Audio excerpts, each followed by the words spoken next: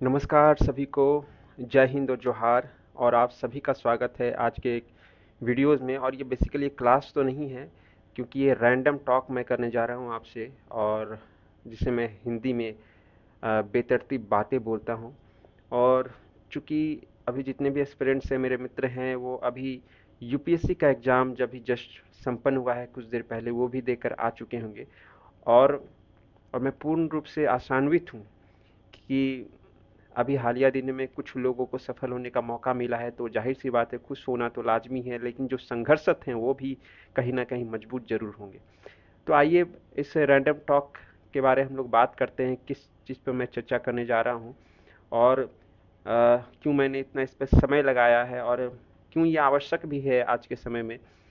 ठीक है, कि प्लेटफॉर्म पर आकर आप सभी के साथ अपने विचारों को साझा करना। और हो सकता है ये मेरे व्यक्तिगत विचार जरूर हैं, लेकिन ये मेरे व्यक्तिगत विचार ज़रूर हैं, लेकिन इससे कई लोग अपने आप को जोड़ भी पाएंगे, ऐसा मैं सोचता हूँ। तो चलिए बिना किसी अतिरिक्त समय जाया करते हुए हम इस अपने रैंडम टैग को आगे बढ़ाते हैं, और आज हम चर्चा करते हैं। ठीक है, चूंकि हमारा जो विषय है अभी जो आप देख पा रहे हैं स्क्रीन में, दैट इज झारखंड लोक सेवा आयोग, दैट इज जेपीएससी, जो हालिया में जो रिजल्ट इसने पब्लिश किया, द मोस्ट अवेटेड रिजल्ट, जिसको कि देखा जाए तो सिस्टम की और जिस तरफ से इसकी हवा बनी थी, ये तो अगस्त और मैक्स टू मैक्स सितंबर में आ जाना चाहिए था, लेकिन चलिए कोई बात नहीं। अ, देर आए दुरुस्त आए। और इस रिजल्ट के आने के बाद जाहिर सी बात है, जब भी कोई रिजल्ट आता है तो कहीं खुशी कभी गम, तो ये देखने को मिलता ही है।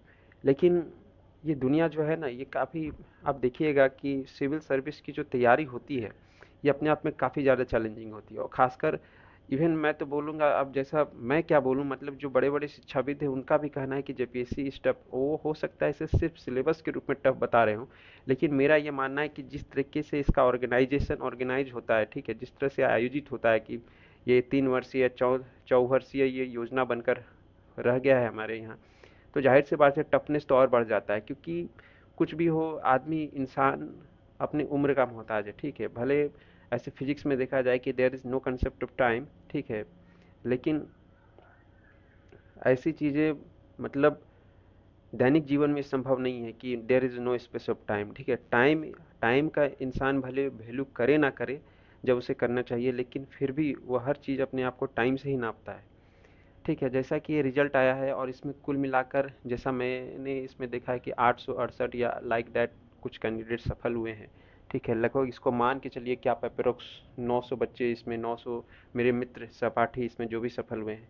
लेकिन कुल मिलाकर इसमें जो एग्ज़ाम में जो बैठे थे, लगभग 5000 से प्लस विद्यार्थी शायद इसमें बैठे थे, जैसा मुझे अनुमान है, ये ऊपर नीचे हो सकता है, that is not a point of matter. ठीक है, हमारा जो, लेकिन देखिए, अब इस रिजल्ट्स में भी मैं दो तीन बातें मैं आपके सामने करूंगा, क्योंकि सिविल सर्विस, आप हर एग्जाम्स ना अपने आप में कुछ खास उसकी खासियतें होती हैं, खासियत बोलिए या फिर उसका डार्क साइड बोलिए। सिविल सर्विस का डार्क साइड ये है कि suppose you are a aspirant, ठीक है, आप इस सिविल सर्विस की दुनिया में आए हो, तो आपको यहाँ पर हर जगह आपको फेल्योर्स फेल्योर्स फेल्योर्स लिखे हुए रहते हैं।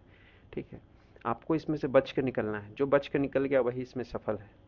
ठीक है, और इसका मतलब ये कतई नहीं कि मैं दूसरे एग्जाम्स को मैं कम आंक रहा हूँ, क्योंकि आज के डेट में हर एग्जाम्स में कंपटीशन काफ़ी ज़्यादा राइज हो गया है। यदि मैं सिर्फ जेपीएससी की बात करूँ, ठीक है, जेपीएससी की बात करूँ और दूसरे वनडे एग्जाम्स की बात करूँ, तो आज से जब 15-20 साल पहले तक ये थी कि जिसके पास रिसोर्सेस है वो आगे है।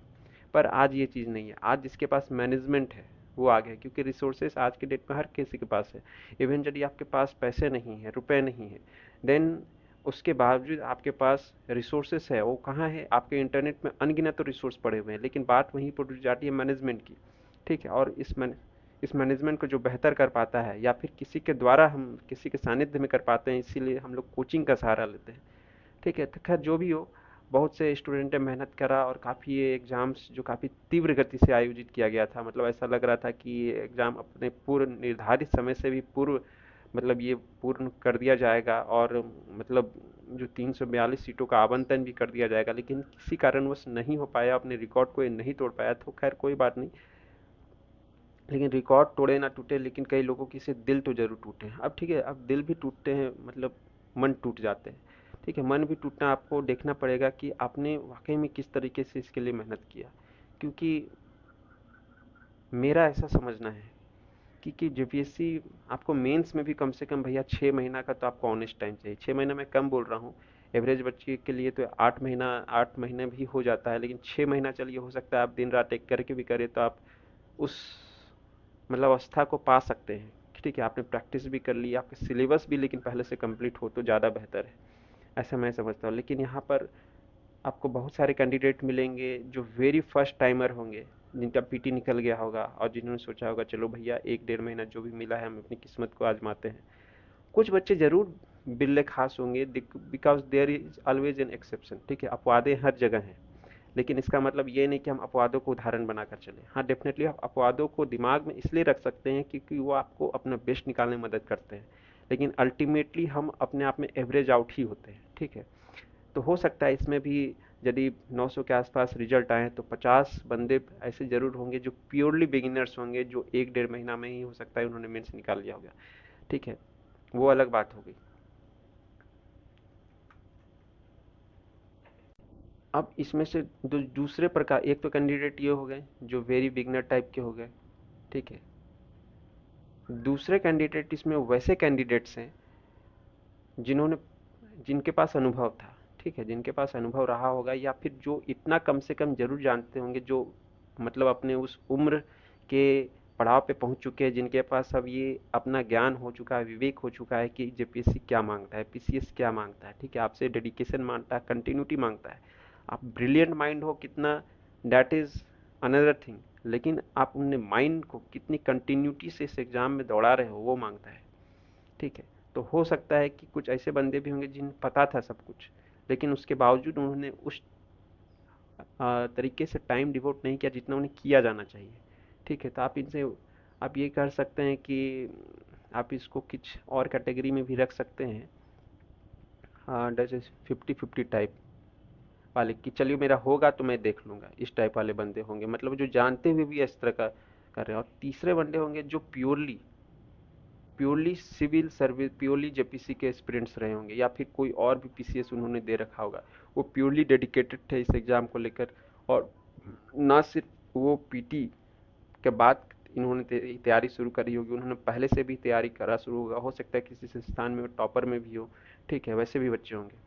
तो इसमें भी मेरे कुछ लिस्ट है। ठीक है, 50-50 वाले में भी मेरे पास कुछ लिस्ट है, और बिगिनर वाले भी मेरे लिस्ट है। अब दिल अब जाहिर सी बात है, अल्टीमेटली जो हम रिजल्ट को देखते हैं, ठीक है, दुनिया भी ऐसी जालिम है ना भैया, वो आपके एफर्ट को नहीं, वो आपके परिणाम को देखती है। ठीक है, लेकिन हाँ, एफर्ट को भी देखना है तो न्यूट्रल होकर देखना है। ऐसा नहीं कि कोई आपका नज़दीकी हो, उसने 1 महीना तितोड़ मेहनत कर दी और आपने बोला नहीं भैया ये तो मेरा दोस्त है, 1 महीना मेहनत किया इसको नहीं। ठीक है, आप अपने दोस्त के नज़रिए से सोच रहे हो, आप जेपीएससी के नज़रिए से नहीं सोच रहे हो। ठीक है, आप फिर मत बोलना कि मेरा दिल टूट गया। तब मैं बारी बारी से आऊंगा इन तीनों बंदों पर भी। ठीक है, एक बंदा है, इसका भी भैया दिल टूटा नहीं हुआ रिजल्ट, वो भी उतना ही दुखी है, रो रहा है। 50-50 वाले कैंडिडेट भी हैं जो 1 डेढ़ महीना कहकर यहाँ पर इमोशनल आउटबर्स्ट का शिकार हो रहे हैं। और जाहिर सी बात है, जो प्योरली जेपीसी वाले हो तो इनका तो जस्टिफाइड है। ठीक है, और इसमें भी मेरे पास कुछ ऐसे उदाहरण मैंने इस बार देखने को मिले हैं जो किसी खास कोचिंग के वो टॉपर्स थे, मतलब हर टीचर जान रहा था कि ये बंदा होगा क्योंकि ये ऑलरेडी इंटरव्यू पिछले बार दे चुका था। ठीक है, और उसके पास वाकई में, मैंने न्यूट्रली मैं बोलूँ, उसके पास वाकई में काफ़ी अच्छा नॉलेज था, वेरी वेल साउंड नॉलेज। ठीक है, लेकिन उनका नहीं हुआ। अब जाहिर सी बात है, रो तो रहे हैं आपके सामने तीनों, लेकिन आप सोचिए ईमानदारी से, किस बंदे का रोना जायज आपको इसमें लग रहा है। मैं हालांकि सहानुभूति सभी के साथ है, लेकिन आप न्यूट्रली यदि आप सोचिए, निष्पक्ष होकर सोचिए, क्योंकि एग्जाम को उससे मतलब नहीं है भैया कि आपने 1 महीना में कितना एफर्ट लगाया है और आपने 6 महीने में कितना एफर्ट लगाया है। एग्जाम अपने हिसाब से चलेगा भैया। ठीक है, तो ये मतलब, और सोचिए जब एक लड़का रोता है ना, एक मर्द रोता है, तो उसको फिर पूरा यूनिवर्स सुनता है। ठीक है, अब इट डजेंट मीन कि मैं यहाँ पर अपनी फीमेल साथियों को मैं अंडर एस्टिमेट कर रहा हूँ, क्योंकि इंसान में हम जो बॉयज़ हैं, जो मेल गाइज हैं, इनको ऐसा जितना बनाया गया है उससे ज़्यादा इनकी परवरिश और इनका जो इन्वायरमेंट का सराउंडिंग ऐसा होता है कि रोना इनके सिस्टम में इनको मतलब दूसरे लोगों के बीच हजम नहीं होता है। लेकिन कुछ क्षणें ऐसी होती हैं जहाँ पर इंसान इन सब चीज़ों से परे चला जाता है। तो that is the really tough और हार्ट ब्रेकिंग मोमेंट होता है किसी भी स्प्रिंट के लिए, ठीक है। और खासकर जिसको लगता है कि नहीं भैया इस इंसान का तो होना ही चाहिए, एज ए पर्सन भी मैं सोचूं, हालांकि एज ए पर्सन उतना मायने नहीं रखता क्योंकि वो अलग चीज़ हो जाता है, लेकिन एज ए एस्पिरेंट्स मैं ये बोल रहा हूँ, ठीक है। तो दिस मैटर्स ए लॉट। तो इस परीक्षा में मैंने ऐसे भी रिजल्ट्स मैंने देखे हैं, वो मैंने आस पास देखे हैं, वो मैं जिनसे मैंने बात करा है, जिनसे मैं मिलता जुलता हूँ, उनमें से ही मैं बात कर रहा हूँ, ठीक है। और कुछ ऐसे भी रहे जिन्होंने 1-1.5 महीना में पूरा मेहनत किया, नहीं हुआ, वो भी इमोशनल आउटबर्स्ट का शिकार हो गए। तो आप सोचिए कि आपको परिणाम आपके साथ क्या कर रहा है, ठीक है। और इन्हीं सब चीज़ों पर मैं बात कर रहा हूँ क्योंकि मैंने देखा कि जो बड़े बड़े जो कोचिंग संस्थान हैं, ठीक है, with all due respect to them, ठीक है, कि सभी के सम्मान को रखते हुए मैं ये बात कर रहा हूँ, ठीक है। इन सब चीज़ों पर कोई बात नहीं करना चाहता मेंटल हेल्थ को लेकर, ठीक है। और झारखंड जैसे राज्य में जब आप एग्ज़ाम दे रहे हो ना, तो ये मानसिक स्वास्थ्य की बात तो होनी ही चाहिए। भले हम ये बाहर में कितना भी कह लें कि भैया मर्द को दर्द नहीं होता है, ये मतलब ये रूढ़िवादी बातें हो गई, ठीक है। इमोशंस सबके अंदर होते हैं, कोई दिखा देता है तो कोई छुपा लेता है। इसमें एक फीमेल कैंडिडेट के बारे भी मैंने जाना, she is being the one of the topper, मतलब टॉप 3 और टॉप 5 में है, वो किसी कोचिंग में आती हैं और वो भी प्रतिष्ठित कोचिंग में आती हैं। और कहते हैं उन्होंने तो सैकड़ों आंसर राइटिंग मीन्स प्रैक्टिस करी थी, उनका तो होना लाजमी था, ठीक है, लेकिन उनका भी नहीं हुआ। अब बोलेंगे लोग कि भैया कि जिनने अब देखिए यहाँ पे कैसे कैसे बातें होती है, ठीक है। दुनिया जो है कैसे कैसे आपके लिए बातें बनाएगा। अब लोग बोलेंगे कि भैया जिसने मेहनत करा उसका हुआ, ठीक है। अब डेफिनेटली 868 बच्चे जो जिन्होंने किया वो बिना किसी मेहनत के तो नहीं आए हैं अंदर, ठीक है। मैं यदि सब कुछ मैं एग्ज़ाम प्रोसेस थॉरोली हुआ है, मैं आइडियली कंडीशन पे बात कर रहा हूँ जिस तरीके से एग्ज़ाम्स होते हैं, ठीक है। हाँ, जाहिर सी बात है वो मेहनत हो सकता है कि आपने 1-1.5 महीना में कुछ मैजिक कर दिया होगा। डाटा एक्सेप्शन एक्सेप्शन की हम लोग ज़्यादा बात नहीं करेंगे, हम लोग एवरेज कैंडिडेट की बात करेंगे, जो नेचर होता है प्रकृति उसके बारे में बात करेंगे, ठीक है। लेकिन अधिकांश बच्चों ने तो अपना समय भी दिया है और मेहनत भी करा है, उसके बाद भी नहीं हुआ है। उसमें भी मैंने आपको 2 ऐसे कैंडिडेट बताए जिनको उनकी कोचिंग संस्थानें हो गई, या फिर वहाँ के जो टीचर के नज़र में पूरी तरह से आश्वस्त थे। उन्होंने पिछली बार भी मीन्स लिखा था कि इस बार तो होना उनका लाजमी है, क्योंकि इस बार और भी 2 फैक्टर्स इसमें मौजूद थे कि पिछले बार से लगभग 90 सीटें ज़्यादा थी, और 90 सीटें ज़्यादा थी इसका मतलब 15 गुना हम इंक्लूड करते हैं, तो जाहिर सी बात है 1350, लेकिन ये बाय डिफ़ॉल्ट मान के चलिए 1500 बच्चों जब ज़्यादा लिए गए और 342 के हिसाब से देखा जाए तो पर सीट जो 3 जो कैंडिडेट हम चुनते हैं, ठीक है। और पिछले साल जो 750 बच्चे चुने थे 252 सीट पे लगभग, तो उस हिसाब से भी ये मतलब ये सीटें ज़्यादा हैं, 150 से लगभग 200 सीटें, तो ज़रूर हमने कैंडिडेट्स को ज़्यादा इंटर किया, फिर भी उन कैंडिडेट्स का नहीं हुआ।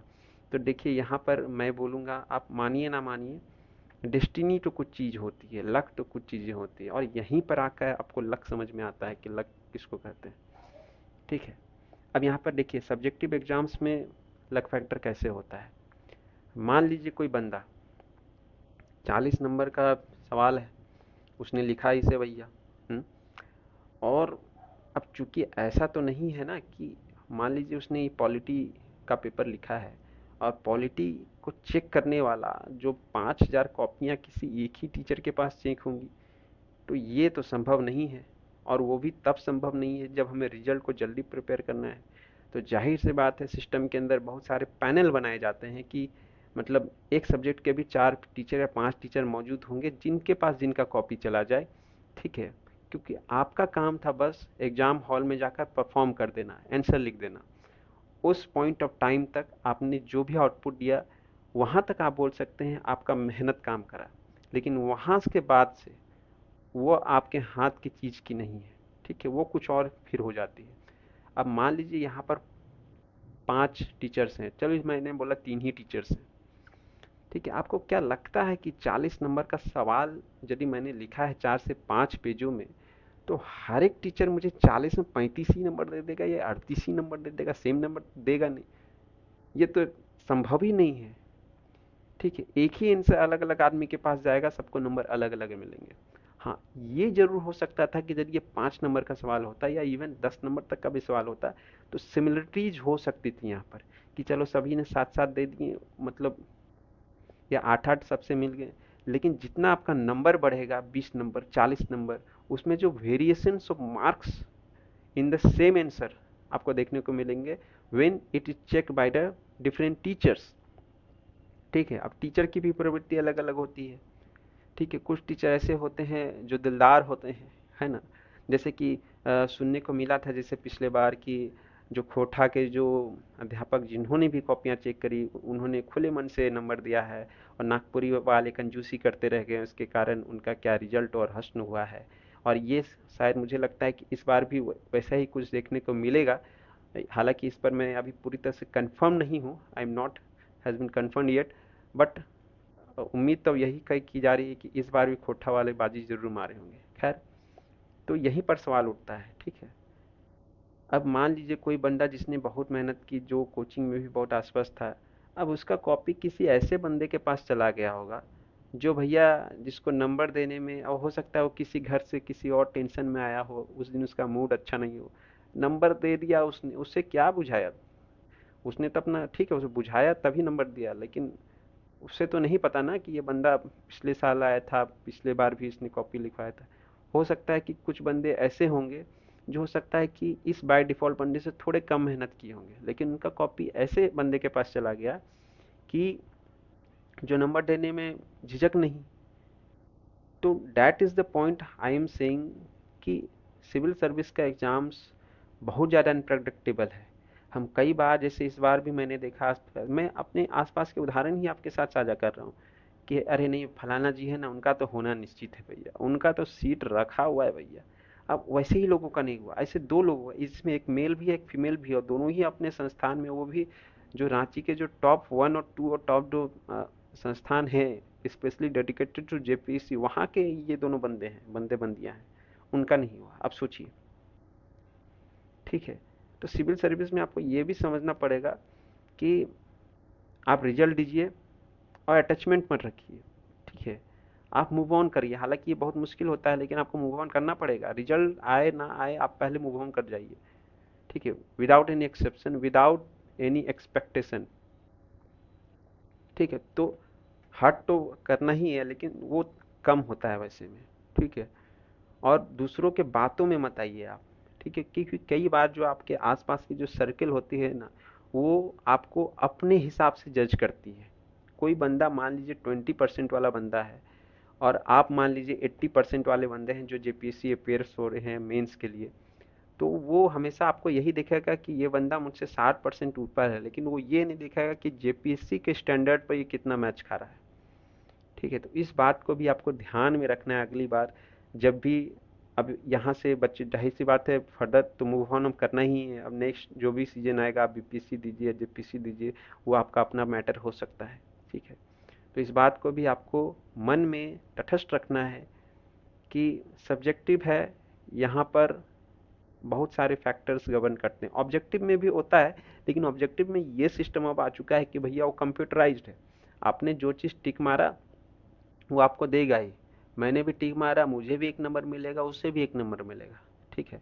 वहाँ पर भी देखिए, टेस्टिंग थोड़ी लक तो हर जगह है, लेबर है, उसके बाद आपका लक है, लेकिन वही लक आपका 1% 2% पूरे लक लेबर को बदल सकता है, ठीक है, ठीक है। वही आपके पूरे लेबर को सक्सेस में कन्वर्ट करके आपको दे सकता है। वही चीज़ आपकी नियति बन सकती है।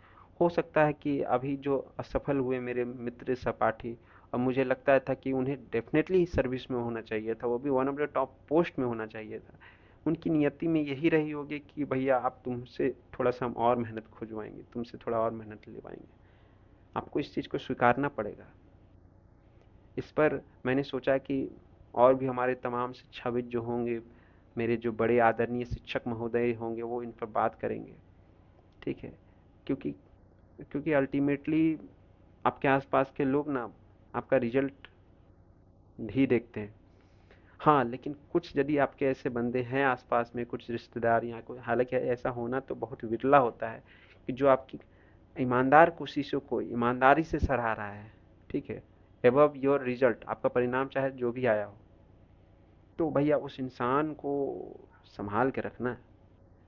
हो सकता है उसे, मतलब उनकी आपको, मतलब उनकी ज़रूरत आपको और भी पड़े। हालांकि मैं तो ईश्वर से यही कामना करूंगा कि ऐसा नौबत नहीं आए, लेकिन इसका मतलब ये नहीं कि उस इंसान को आप भूल जाइए। ठीक है, उस इंसान को आप दरकिनार कर दीजिए। बहुत सारे फैक्टर होते हैं। कुछ बंदे होते हैं जिनका बैकग्राउंड बहुत अच्छा होता है, कुछ बंदे ऐसे होते हैं जो बहुत ही समस्याओं से घिरे रहते हैं, फिर भी वो एग्ज़ाम दे रहे हैं। तो हर चीज़ हमारे माइंड में एट द पॉइंट मैटर करती है। ये बात आपको समझनी होगी। और मैं ये बोलूँगा, यदि ऐसे कैंडिडेट हैं जिन्होंने बहुत ईमानदारी से मेहनत की है और आपने देखा है कि नहीं भैया, भैया उनका रिजल्ट जो भी हुआ ना, उनके साथ आप अपेक्षाकृत व्यवहार मत करिएगा। ठीक है, यदि आपको वाकई में कंपटीशन की दुनिया की समझ है तो। अदरवाइज जो सैलो माइंड वाले होते हैं ना, ये जो कुछ दिन की तैयारी करने वाले, सिर्फ मेहनत मेहनत करके बखान करके चले जाते हैं। ठीक है, हाँ भैया उसने मेहनत किया, ऐसा हो गया। ठीक है। मेरे एक मित्र हैं, he has been qualified in last January, मतलब लास्ट जनवरी उनका जो रिजल्ट रिजल्ट आउट हो गया, मतलब फाइनल रिजल्ट, जियो साइंटिस्ट, तीसरे अटेम्प्ट में वो बने। मतलब ही वॉज सो हम्बल। उन्होंने सिर्फ एक ही बात किया कि the almighty has given me the chance to this time to serve in the system. सब ऊपर वाले की, मतलब इसका मतलब ये मैं नहीं कह रहा हूँ कि आप पूरी तरह से धार्मिक और आस्तिक बन जाइए, मतलब ये उनकी हम्बिलिटी को दर्शा रहा है। ठीक है। जबकि उसके पिछले बार भी उन्होंने इंटरव्यू दिया था, एक बार उनका मेंस नहीं निकला था, तीसरे अटेम्प्ट में उनका हुआ। तो यही चीज़ें बातें हैं। और मैं पेरेंट्स को भी ये बोलना चाहूँगा कि देखिए, आप युद्ध में भेज रहे हैं अपने बच्चों को। युद्ध में यदि कोई जाता है तो गोली खाना स्वभाव है, युद्ध का स्वभाव है जख्मी होना, बच कर आना उसमें किस्मत है। ठीक उसी प्रकार से सिविल सर्विस की दुनिया हमारे यहाँ ऐसे ही है। यूपीएससी में एक सहजता ये है कि आपको हर एक साल आपको इसमें मौका मिलेगा। आप हर एक साल इसमें एग्जाम्स दे सकते हैं, हर एक साल अपने चीज़ों को एनालाइज कर सकते हैं। जेपीएससी आपको ये मौका 3 साल 4 सालों में देता है, उसमें एक दशक बीत जाता है जितने सालों में यूपीएससी आपको 3 मौके देगा। तो जाहिर सी बात है, जिस कारण से जो मानसिक तनाव जो उम्र के एक पड़ाव के बाद जो उत्पन्न होता है, ठीक है, बहुत सारी समस्याएं। अब इसमें भी मेल कैंडिडेट के साथ क्या समस्या है, इसमें भी मैं ऑनेस्ट में टॉक बोल रहा हूँ। हो सकता है कि ये फीमेल कैंडिडेट्स को थोड़ी बुरी लग जाए, लेकिन हाँ, उसमें भी कुछ फीमेल कैंडिडेट जरूर ऐसी होंगी जो मेरी इन बातों को समझेंगी। देखिए, मेल कैंडिडेट ना, वो बाहर वो कैसा दिखता है, उसका क्या आउटफिट है, उसका क्या संस्कार है, कोई मायने नहीं रखता। उसने यदि सरकारी नौकरी ली है, यदि फाइनेंशियली कमाता धमाता अच्छा कमाता है, हालांकि हम तो यूपी झारखंड बिहार वाले तो ऑब्सेस्ड हैं इन सरकारी नौकरियों से, तो मैं सरकारी नौकरी ही यहाँ पर इस्तेमाल करूँगा सक्सेस का पैरामीटर। हालांकि आप आगे चलकर भी आपको समझ में आएगा कि government service is not the only the success parameter, और ये होना भी नहीं चाहिए। लेकिन चलिए, फिर भी हम चूंकि सरकारी एग्जाम्स की बात कर रहे हैं तो इसीलिए इस पर टॉक कर रहे हैं। उनका कोई मोल नहीं होता भैया। ठीक है, वो सिस्टम में तब तक एक मक्खी की तरह उनको देखा जाता है, लेकिन जैसे ही उनका रिजल्ट आता है, उनके हर एक कैरेक्टर्स में भी अच्छाइयाँ खोज ली जाती हैं। ठीक है, आप पहले कितने भी बुरे थे, कितना भी आपका आचार संस्कार बुरा रहा होगा, समझिए कि आप बिन गंगा नहाए आपने आपको गंगा नहाया दिया जाता है। फीमेल के साथ क्या होता है मैं बताता हूँ। ये हो सकता है मतलब एक लोअर मिडिल क्लास तक में ही होता है। यदि आप देखने में सुंदर हो, ऑनेस्ट में टॉक बोल रहा हूँ, if you are looks pretty, ठीक है। दूसरा, आपके पास वेल क्वालिफिकेशन है, ग्रेजुएशन आपने अच्छे से कर रखा है, मास्टर डिग्री कर रखा है, ठीक है, तो आपको लड़का मिल जाएगा, वो भी अच्छा लड़का मिल जाएगा। हो सकता है वो भी आपको सरकारी लड़का ही मिले। लेकिन क्या ऐसे लड़कों के साथ संभव है? अब एक्सेप्शन की बात मत करना, मैं तो एक्सेप्शंस आर ऑलवेज देयर, पर उसे हम फॉलो कर कर से अपने, मैंने आपको बोला था एक्सेप्शन को हम क्यों फॉलो करते हैं। लेकिन आम सोसाइटी तो एक्सेप्शंस को नहीं फॉलो करना पसंद करती है। तो ये ब्रूटल ट्रूथ है, ब्रूटल ट्रूथ है, ठीक है। हालांकि ठीक है, इसमें कुछ लड़कियां जरूर ऐसी हैं जो जिनको ईश्वर ने भी काफ़ी सुंदर बनाया है, ठीक है, उनकी सीरत भी खूबसूरत है और उनके ब्रेन मस्तिष्क वाइज भी बहुत बेहतर है, तो वो चाहती हैं कि मैं अपने पहले दोनों फैक्टर्स को इग्नोर कर कर मैं अपने ब्रेन वाले चीज़ को दिखाऊं, अपने आप को साबित करूं, उसके बाद ही मैं कुछ आगे करूं। आई अप्रिसिएट दोज गर्ल्स, ठीक है। और वैसे हालांकि गर्ल्स के साथ भी बहुत समस्याएं भी हैं, क्योंकि एक उम्र के बाद उन्हें उतना मौका भी हम लोग नहीं देते हैं, ठीक है। बहुत विरले फैमिली होते हैं झारखंड जैसे जो आपको अपनी लड़कियों को आगे बढ़ाना चाहते हैं, लेकिन चलिए उनका तो कम से कम जीवन एक सेटल होने का दरिया तो निकल जाता है, ठीक है। लेकिन लड़कों का क्या है? क्योंकि मैं इस बार मैंने जब देखा उन्हें रोते हुए, जब उन्हें सुना, तो मतलब आई एम मैं पूरी तरह से स्तब्ध था, ठीक है। इस पर कोई बात ही नहीं कर रहा है। सब अभी आएंगे, सभी अपने कोचिंग्स, कोई बोल रहा है मेरा इतना मेंस में सिलेक्शन हुआ है, कोई मेरा इतना हुआ है भैया। हाँ, क्या चल रहा है भाई? थोड़ा सा तो इनके बारे थोड़ा सा आप बात कर लो। यही कैंडिडेट हो सकता है अगले साल आपके कोचिंग में आएंगे किसी स्टेज में और सिलेक्शन हो जाएगा फाइनल, तो आप इनका भी फोटो छापने को दौड़ोगे। हम्म? दुनिया तो इन्हें किनारे करके रख ही चुकी है, ठीक है। जो बच्चे जवानी में घुसते हैं वो यहाँ पर 30 पार कर चुके होते हैं। वो जब इस यात्रा को कंप्लीट कर रहे होते हैं, कर चुके होते हैं, तब अमूमन उनका ऑलमोस्ट लास्ट स्टेज पर वो खड़े होते हैं।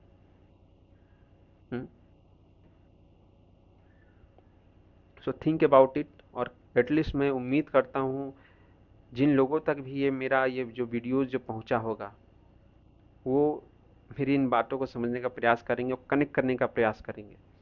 आपके आसपास यदि ऐसे कुछ लोग हैं जो वाकई ईमानदारी से डिजर्व करते थे, लेकिन बाई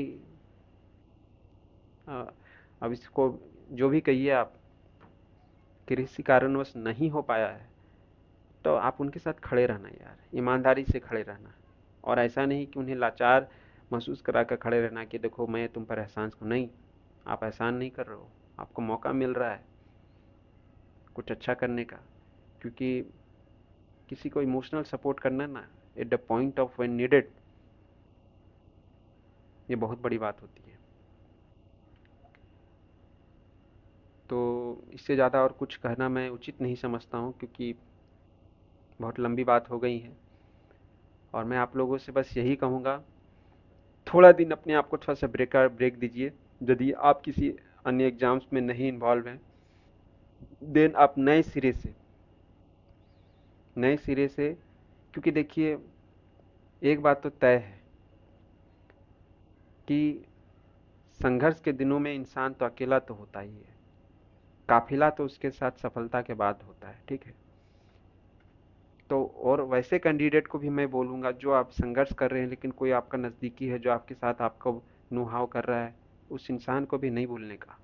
या जो आप कल तक असफल थे पिछले एग्जाम से, आज सफल हो गए, तो अपने कम से कम उस खास चुनिंदो दोस्तों को, मित्रों को, क्योंकि मुझे लगता है ना, पता है, बाहरी दुनिया में हम रह रहे होते हैं तो ऐसे मौक़ों पर फैमिली डेफिनेटली हेल्प करती है, लेकिन दोस्त ज़्यादा हेल्प कर सकते हैं यहाँ पर, क्योंकि कई चीज़ें हम फैमिली के साथ भी शेयर नहीं कर पाते हैं।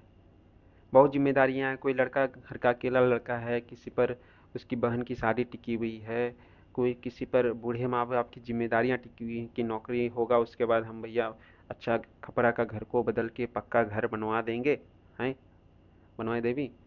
तो इन सब चीज़ों का भी आप सभी ख्याल रखिएगा, एक दूसरे का साथ दीजिएगा, मैं आपसे यही उम्मीद करता हूँ। और अब मैं अपनी वाणी को विराम देता हूँ। ठीक है, आज मैं अपना टैगलाइन तो यूज नहीं करूँगा, बाकी आप सब समझदार हैं, मैं उम्मीद करता हूँ। Take care and God bless all.